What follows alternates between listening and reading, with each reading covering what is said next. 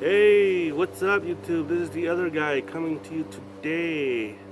Well, so anyway, hey, listen, I've been working on my truck. I encountered a problem, and I thought, you know what? Let me come and talk to you about this problem. And it's about tools. So, I was using this tool right here. It's a Milwaukee M18 fuel. It comes with 2-speed here, with a half-inch drive.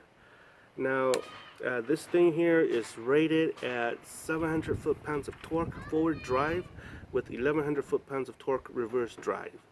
So this thing packs a wallop when it comes to torque, especially portable power torque. You could take this anywhere with you, especially off-roading, camping, fishing. If you need to fix something off-road, this is the power tool to go to, at least in my book. So I really like this one, and I've been using this a lot lately. And the reason is because it's quiet, especially if you work in your garage at home. It doesn't wake up the neighborhood. It's really quiet. I love it. I use it as often as I can. However, with this tool comes limitation. What I found out is that every single tool has its limitation.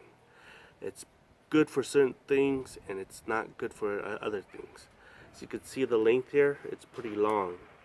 So what I did, I'm trying to take off my crankshaft bolt so that I can get to my timing belt, right?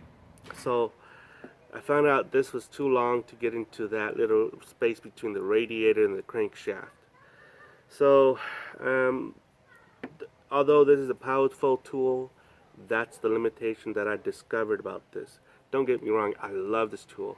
However, what I found out is that there is a limitation on this due to the way it's designed, right? So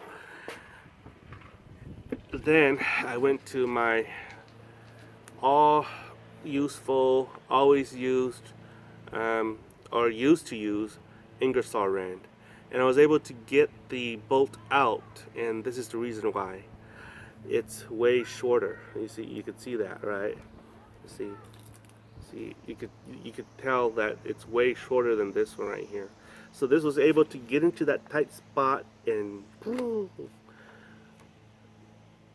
loosen the bolt. So that's what I like about this one. That's what I discovered. Now this one is an Ingersoll wrench 2135 Ti half-inch drive. Comes with 700 horsepower, 700 foot-pounds of torque, and it's pretty powerful for its small size. The downfall is that it needs an air compressor to power it, and it constantly needs that little air hose to power this little thing. Now another downfall, a drawback of this unit here is that although it's way lighter than this one, it's way louder than this one. This thing makes your house. If you are a handyman and likes to fix your cars on the weekend, this thing makes you sound like you are operating a automotive shop in your neighborhood. You know, it literally sounds like that. And it's really loud. And what I found out that is that it distracts the neighborhood, and they might not like you as time goes by. But my neighborhood here, they're really cool folks. They like to tinker around too, especially the guys. They like to tinker with their tools and their RVs and stuff like that. So it just happens so that I live in a neighborhood where we're all cool with each other. So anyway, about this one, it's loud and it's light, it's loud, and it's short, and you can get into places where this thing won't be able to. So that's the pros and cons of this one. Power band. This is where you can work on the power here, and this is the reverse forward buttons here, and that's how you work with this thing right here. Now I have another one. I call this thing Big Bertha because it's heavy, just like Big Bertha. I'm sorry if you have a child or a wife named Bertha. I'm not making fun of them. It's just that I call this Big Bertha. Now Bertha is really heavy. She's really powerful too. I'm able to loosen bolts that both of these can't loosen. Okay, both of the this one in my Ingersoll, and this one right here is rated over 1100 foot-pounds of torque. I know that the torque rating is about this one right here, but the good thing about this is that when you operate it, you can feel the power, especially when the hammer inside of here hits, and you can feel the power, and you could feel the bolt getting loosened because of the power coming in from this unit here. So that's what I discovered about this one. Bought this one from Harbor Freight Tools. I've used it 3 or 4 times to loosen those bolts that is stubborn and will not come out. This is a 3/4 inch drive, and I love it. It's heavy, okay? It's heavier than this unit right here, and it's an air-powered tool.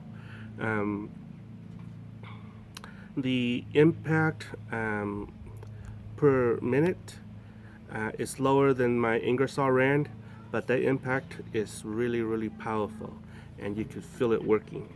So forward and reverse here, you cannot adjust the power level here like the Ingersoll Rand, but this is what it's made for. It's made for heavy duty use and made to lose things that can't be loosened. So I've used this a couple times. I love it. But out of the 3 here, what I discovered is that, you know, no one tool is better than the other. Okay. The advantage of this is that it's portability. It doesn't have something dragging on it like a power cord or like a air hose. It comes with a battery. However, with the battery comes its own problem. The reason is because if you're using this in the field and the battery goes out, you're dead. That's it. Same thing with here. You can't take this to the, out into the field with you because you have to have an air power source, and you know, every tool has its limitation. However, if I need to go off-roading, I take this with me because for the fact that this is portable, the battery lasts a long time, and it's never failed on me. And so has this, and so has this. But each of these 3 tools right here has its places. So that's that, guys. That's my review of my tools, and that's what I discovered, that you know, the tools that I have, they're not better than the other. They actually complement each other, and the reason is because they're good at certain things and they're not good at other things. Okay, well, give me your thoughts, YouTube.